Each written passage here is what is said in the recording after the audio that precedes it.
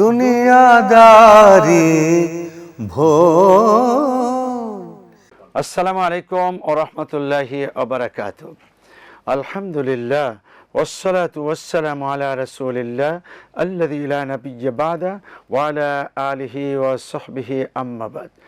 সুপ্রিয় দর্শক, সুহুর অনুষ্ঠান থেকে সকলকে জানাচ্ছি আন্তরিক মোবারকবাদ। বন্ধুগণ, আমরা রমাদান কারিমের বিভিন্ন বিষয়ে জেনেছি। আজকে জানব তারাবিহ ও কোরআন এই বিষয়ে।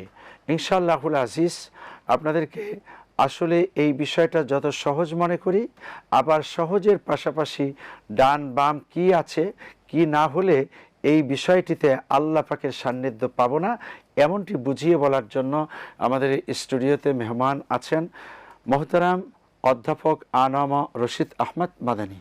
আসসালামু আলাইকুম ওয়া রাহমাতুল্লাহি ওয়া বারাকাতুহু। ওয়ালাইকুম আসসালাম ওয়া রাহমাতুল্লাহি ওয়া বারাকাতুহু। আহলান ওয়া সাহলান। জাযাকাল্লাহু খাইরান।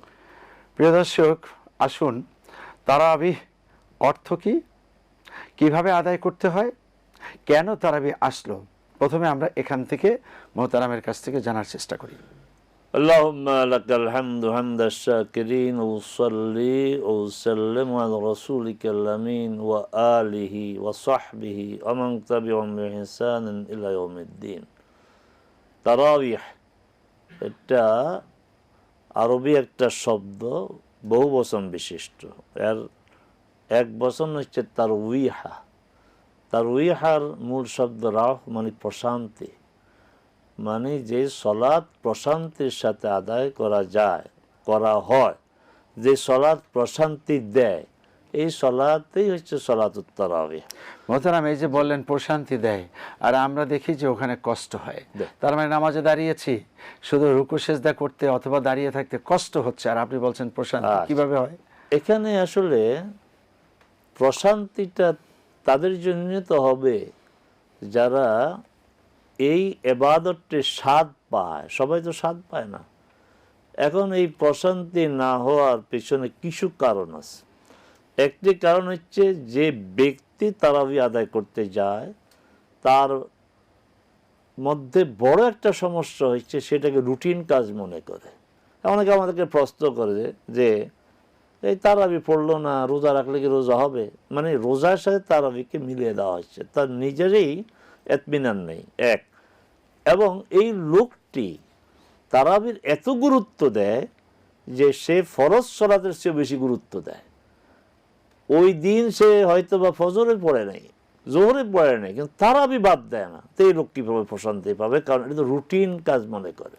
আচ্ছা, প্রশান্তির ব্যাখ্যা কেউ কেউ করেন যে প্রতি 4 রাকাত অন্তর অন্তর কিছু খেজুর খাবে, পানি খাবে, একটু বসে আরাম করবে, এটা হলো প্রশান্তি। না, এটা হতে পারে, এটাও হতে পারে, কিন্তু আমি যারা তারাই পড়ব, আমাদের এই চেতনায় পড়তে হবে যে আমার ফরজ ঠিক রাখতে হবে। এটা রমাদানের বিশেষ একটা বাড়তি প্রোগ্রাম, তাহলে আমি মজা পাবো। কিন্তু রুটিন ওয়ার্ক মনে করলে আমি এটাকে মজা পাবো না। এই যে কোরআন তেলাওয়াতের মাধ্যমে প্রশান্তি, ওখানে যে ইমাম সাহেব ওই সময় তেলাওয়াত করে শোনাচ্ছেন, আসলে বাংলাদেশে যে পদ্ধতিতে তেলাওয়াত হয় তাতে কি আসলে প্রশান্তি আসবে? এটা গুরুত্বপূর্ণ প্রশ্ন। একটু সময় নিয়ে কথা বলতে হবে, কারণ সিনারিটা আমাদের সামনে আসতে হবে। যারা মক্কায় মদিনায় যান উমরাতে, তারা দেখবেন যে হারামাইন শরীফাইন মক্কা মদিনাতে তাদের এশা আর তারাবি একরকম হয় না। আমাদের দেশে এশা তারাবি একরকম হয় না, কিন্তু পার্থক্যটা কি? আমার দেশের এশা হয় স্বাভাবিকভাবে, তারাবি পড়া হয় আপনার মানে স্পিডে, অতি স্পিড। আচ্ছা, কখন শেষ করা হবে এবং একটু লম্বা করলে মুসল্লিরা বিরক্ত হয়। আর ওখানে এশা পড়া হয় স্বাভাবিকভাবে, তারাবি পড়া হয় ধীরস্থিরভাবে। এই যে প্রশান্তির কথা বলেন, আপনি ওখানে তো প্রশান্তি পান। আপনি ওখানে 20 রাকাত সালাত আপনি সংক্ষেপ করতে চান না, কারণ এত ধীরস্থিরভাবে তারা পড়ে। জাহান্নামের আয়াত, মৃত্যু সংক্রান্ত আয়াত, কিয়ামতের আয়াত আসলে তারা কাঁদে। আমার বাংলাদেশে আপনি কয়জন ইমামকে পেয়েছেন যে তারাবির এই পড়ার সময় কাঁদে?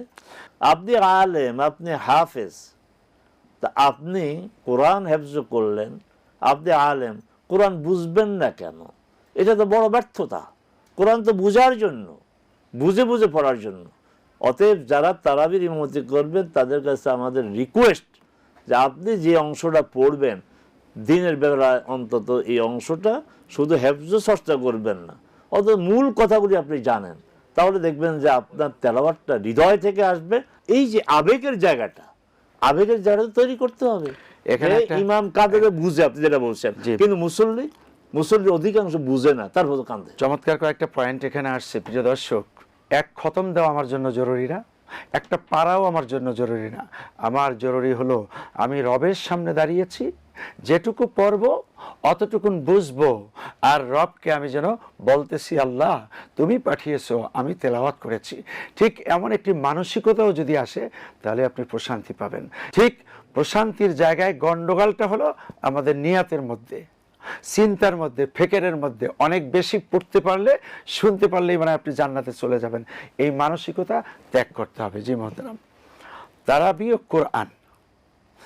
এখন হলো যে তারাবির আপনি অর্থ বলেছেন, তারাবির সালাতটি কোত্থেকে আসলো, কিভাবে, এটা যদি একটু বলেন। যে এটা আমাদের তো জানাই দরকার যারা আমরা তারাবি পড়ব, সেটা হচ্ছে যে তারাবি নামে কোনো সলাত রাসূল সাল্লাল্লাহু আলাইহি ওয়াসাল্লামের সময় ছিল না, সাহাবে কেরামের সময় ছিল না। এই তারাবি সলাতের প্রথম নামকরণ করেন অনেক ইসলামী স্কলার মতে ইমাম বুখারী রাহিমাহুল্লাহ। তিনি তার বুখারীতে অধ্যায় দিয়েছেন সলাতুত তারাবিহ। এর আগে এই নামটি উম্মার কাছে এত পরিচিত ছিল না, কিয়ামুল লাইল হিসাবে ছিল। কারণ হাদিসে এইভাবে আসছে, মান কামা রমাদান ঈমানান ওয়া ইহতিসাবান গুফিরা লাহু মা তাকাদ্দামা মিন যামবিহি। যে ব্যক্তি রমাদানে কিয়াম করবে, আর কিয়াম মানে হচ্ছে রাতের বেলা সলাত আদায় করা। রাসূল সাল্লাল্লাহু আলাইহি সাল্লাম কোন এক রমাদানে তিনি আসলেন।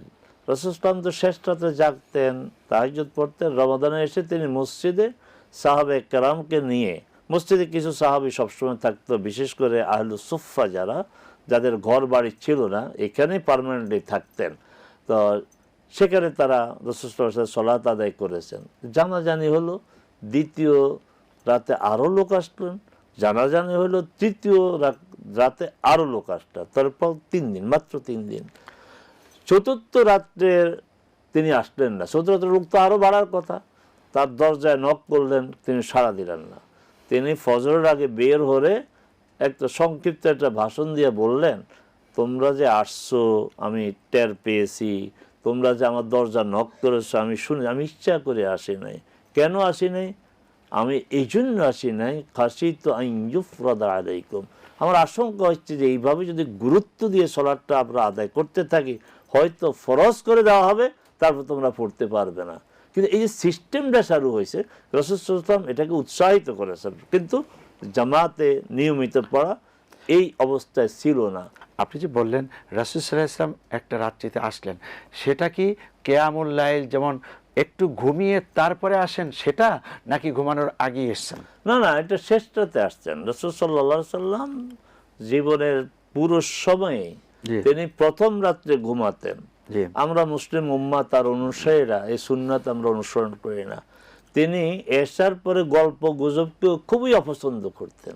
এশার পরে তিনি ঘুমিয়ে যেতেন, তারপরে যতটা ঘুমান প্রয়োজন ঘুমিয়ে তারপরে তিনি জাগতেন, এবং শেষ রাত পুরাটাই তিনি রবের সামনে। এক কথা হলো যে রাসূলুল্লাহর তারাবি, এই যে কথাটা বলা হয়, তার মানে আসলে রাসূল সাল্লাল্লাহু আলাইহি ওয়াসাল্লাম করছেন কিয়ামুল লাইল, আর তিনি এসেছেন কিছুক্ষণ বিশ্রাম করে তারপরে শেষ রাত্রিতে। এবার আপনি বাকি কথা বলবেন। বাকি হচ্ছে রাসূল সাল্লাম যে মাত্র 3 রাত পড়লেন কোন এক রমাদানে, কিন্তু এই কতগুলি কথা খেয়াল রাখতে হবে। দ্বিতীয় হিজরিতে রমাদান ফরজ হয়েছে, একাদশ হিজরিতে তিনি দুনিয়া থেকে চলে গেলেন, তাহলে 8 বছর। 8 বছরে তিনি আর এই সলাৎ মসজিদে আদায় করেন নাই। আবু বকর রাদিয়াল্লাহু আনহু 2.5 বছর এই সলাৎ মসজিদে আপনার ইমামের সাথে জামাতে পড়ার প্রচলন ছিল না। ওমর রাদিয়াল্লাহু আনহুর খেলাফতের শুরুর দিকে ছিল না। ওমর রাদিয়াল্লাহু আনহু একদিন যাচ্ছিলেন, যাওয়ার সময় এক সাহাবী তার সাথে ছিল, আব্দুর রহমান বিন কারি নামে যে কতই না ভালো হইতো এই যে 4-5 জন করে সালাত আদায় করে আবার জামাতে কেউ একা, এক ইমামের পিছনে যদি একসাথে জামাতে সালাত আদায় কতই না ভালো হতো। তখন তার সাথে যিনি ছিলেন বললেন, তো আপনি আমিরুল মুমিনিন, আপনি সিদ্ধান্ত দিয়ে দেন। বললো হ্যাঁ ভালো কথা। তখন উবাই রাদিয়াল্লাহু তাআলা আনহুর নেতৃত্বে, উবাই বিন কাবের নেতৃত্বে জামাতের ব্যবস্থা করে দিলেন। এই হচ্ছে আপনার জামাতে এই কিয়ামুল লাইল, কিয়ামে রমাদানের ইতিহাস এখান থেকে শুরু হয়েছে। রিপিট, রাসূল সাল্লাল্লাহু আলাইহি ওয়াসাল্লাম একটি মাত্র রমজানে 3 রাত্র সালাত আদায় করেছেন, বাকি 8 বছর তিনি পড়েন নাই। আবু বকরের জন্য 2.5 বছর খেলাফত ছিল, মসজিদে নববীতে হারামে মক্কাতে তারাবির আনুষ্ঠানিকতা ছিল না। ওমরের জন্য প্রথম দিকে ছিল না। এরপর এবার আসেন ওমর রাদিয়াল্লাহু আনহু, পরে আরেক রাত্রে যাচ্ছিলেন, ওমর যাচ্ছিলেন, তাহলে বোঝা গেল ওমর রাদিয়াল্লাহু এই জামাতে সালাত আদায় করেন নাই। তিনি দেখে বললেন, কত সুন্দর, নি'মাল বিদআতু হাযি, এই যে উদ্ভাবনটা কতই না উত্তম। তবে আরেকটা কথা যোগ করেছেন যে এখন যারা ঘুমায়, ঘুমিয়ে তার শেষ রাত্রে উঠে সালাত আদায় করবে, তারা এদের চেয়ে উত্তম। খুব ভালো করে, এটা বুখারীর হাদিস এবং বক্তব্য ওমরের, যে এখন যারা সালাত আদায় করছে জামাতে মসজিদে নববীতে, ভালো করে বুঝেন, মসজিদে নববী জামাতে সালাত, এটাকে তিনি উত্তম বলেন নাই। উত্তম তারা যারা এখন ঘুমিয়ে শেষ রাতে সালাত আদায় করবে। এই হচ্ছে এখনকার যে আমরা তারাবির সালাত বলি, সেটা হচ্ছে কিয়ামে রমাদানের ইতিহাস। পরবর্তী এইভাবেই আপনার চালু ছিল মসজিদে নববীতে, গোটা উম্মাহ এটাকে গ্রহণ করেছেন জামাতে এইভাবে তারাবি আদায় করা। ভালো, এটা খারাপ না। পরে ইমাম বুখারী এসে এটার নাম দিয়েছেন সালাতুত তারাবিহ। এই যে সমাজে যে আর একটা ওয়াজ করা হয় যে ওমর রাদিয়াল্লাহু তাআলা আনহুর আমলে সাহাবায়ে কেরামকে নিয়ে মজলিসে শুরা ডাকা হলো, তারপরে তাদের কাছ থেকে পরামর্শ চাওয়া হলো, এরপরে তারা অধিকাংশই পরামর্শ দিলেন যদি 20 রাকাত হয় আর প্রত্যেক রাকাতে 1 পৃষ্ঠা করে তেলাওয়াত হয়, তাহলেই কমপ্লিট কোরআন একটি খতম হয়ে যাবে, নামাজের মধ্যে শোনা যাবে। এবং ওমর রাদিয়াল্লাহু তাআলা এই পরামর্শটাকে খুবই গুরুত্ব দিয়ে গ্রহণ করলেন, যৌক্তিক মনে করলেন। তখন তিনি সকলের রায়ে ইজমার ভিত্তিতে এটাকে রায় দিলেন। এই ধরনের কোনো বিবরণ আমাদের জানা নাই। আচ্ছা, মানে কোনো সহিহ বর্ণনাতে এই সমস্ত কথা নেই। আমরা বারবার সহিহ আল বুখারীর কথা বলেছি, সহিহ আল বুখারীতে এইভাবেই এসেছে।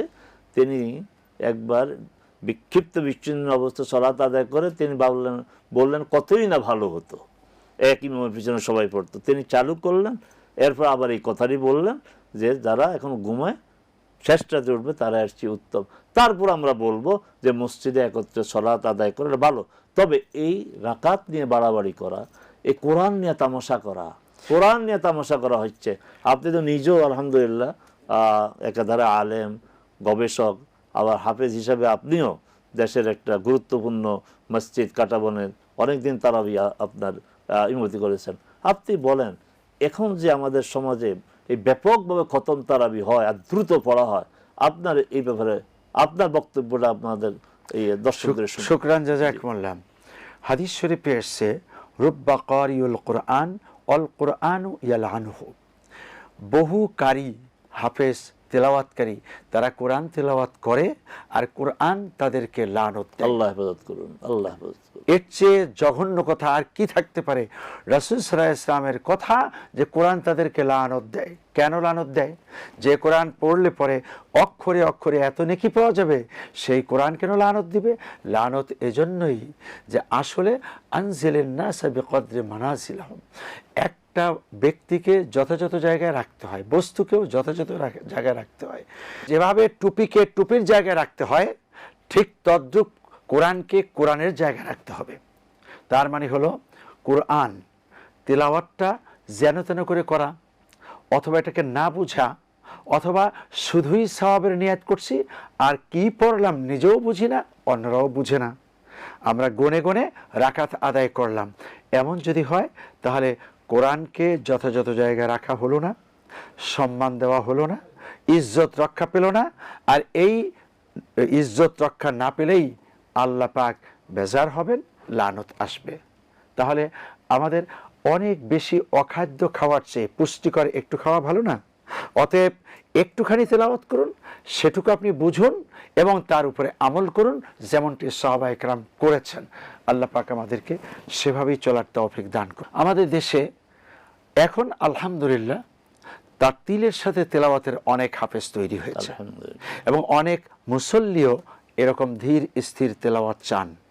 আমরা একেবারে তারাবি পড়বে না সেটাও যেমন বলছি না, আবার একেবারেই 20 রাকাত পড়ে চাপায়া দিয়ে বারবার ওই সময় নষ্ট করবে এটাও চাচ্ছি না। এটার জন্য রাষ্ট্র কি দায়িত্ব পালন করতে পারে, সমাজ কি করতে পারে, সংক্ষেপে বলবেন। রাষ্ট্র যে দায়িত্বটা পালন করছে, ইসলামিক ফাউন্ডেশনের মাধ্যমে একটা সিলেবাস দেওয়া হয় যে এটা কোনো প্রয়োজন নেই। এর সাথে আপনারা বরং এই ব্যাপারে গুরুত্ব দেন যে যারা ইমামতি করবেন তারা যেন ওই হকটা ওরাত্তিল কোরআনা তার তিলা ধীর স্থিরভাবে থেমে থেমে পড়বে, এই তাকিদটা দেন। শুধু একটা আপনার বলে দিলেন যে প্রথম তারাবিতে এতটুকু, দ্বিতীয় তারাবিতে এতটুকু, কিন্তু ওই সাথে এই কথাটা বলে দেন যে আপনারা যে এতটুকু পড়বেন, দুইটা কাজ, একটা হচ্ছে ধীরস্থিরভাবে পড়া, কোরআনের হক আদায় করে পড়তে হবে, আর দ্বিতীয় হচ্ছে যে আপনার যে অংশটা পড়া হবে এই অংশটাতে আল্লাহ কি বলতে চান এর সার সংক্ষেপটা যেন তারাবি শুরুর আগে, এশার পরে এবং তারাবি শুরুর আগে বলে দেন। তাহলে মানুষের একটা এই মনোযোগ থাকবে যে আজকে এই বিষয়ে আল্লাহ তার বান্দা বান্দাদের উদ্দেশ্যে আল্লাহ এই কথাগুলি বলছেন। এটাও আপনারা চেষ্টা করে এটাও চালু করতে পারেন। হারামাইন শরীফাইনে 20 রাকাত করে চলছে, এটা কোত্থেকে আসলো? ওই হারামাইন শরীফাইনে ওই যে 20 রাকাত এটা আগে থেকেই শুরু হয়েছে, তবে এখন কিন্তু 20 রাকাত হচ্ছে না। করোনার সময় থেকে ওখানে 10 রাকাত করে পড়া হচ্ছে। আমার জানা মতে সম্ভবত এখনো 10 রাকাতের ব্যবস্থাটা আসে 2 পার্টে, প্রথম আপনার অংশে 10 রাকাত, পরের অংশ 10। আমার জানা মতে বলছি, এখন আবার সংশোধন যদি হয়ে থাকে সেটা আমার জানি না। আচ্ছা, বিভিন্ন জানেন কি বিভিন্ন বাড়িতে অথবা বাড়ির নিচে গ্যারেজের ভিতরে পার্কিংয়ে আরও কিছু কিছু জায়গায় একজন হাফেজকে দিয়ে 5 জন 7 জন পড়া, আর হলো বিরাট বড় মসজিদে পড়া, এর মধ্যে কি কোনো পার্থক্য আছে? তারাবি আমাদের মসজিদ বাদ দিয়ে কেন এইভাবে 500 জন পড়বেন? আমরা এই পরামর্শই দেব যে মসজিদ যদি কাছে থাকে তাহলে সবাই এই 5-7 জন এখানে না পড়ে হ্যাঁ আপনারা মসজিদে আদায় করেন। মসজিদ তো সালাতের জন্য। আবার যদি ঘরে পড়ে তাহলে মায়েরা বোনেরাও পড়তে পারলো। হ্যাঁ, যদি এইভাবে হয় যে এদেরকে নেওয়া তো যাবে না, অন্তত আমরা যে ঘরে পড়ি আমরা পুরুষরা, তা আমাদের এই যে যারা নারী আছেন তারাও আমাদের সাথে জমাতের শামিল হবেন, তো এটা হলে ভালো হয়, এটা সমস্যা না। শুকরান, জাযাকুমুল্লাহ। প্রিয় দর্শক, আমরা তারাবিহ এর চর্চার মধ্যে থাকব। তার চেয়েও বড় গুরুত্ব দিব যে আমরা যেন কোরআন বুঝি, তার চেয়েও বড় গুরুত্ব দিব যাতে রমাদানের কোনো একটি রোজা যেন এলোমেলো না হয়ে যায়। আল্লাহ সুবহানাহু তাআলা সঠিক পথে প্রতিষ্ঠিত থাকার তৌফিক দান করুন। আসসালামু আলাইকুম ওয়া রাহমাতুল্লাহি ওয়া বারাকাতুহু।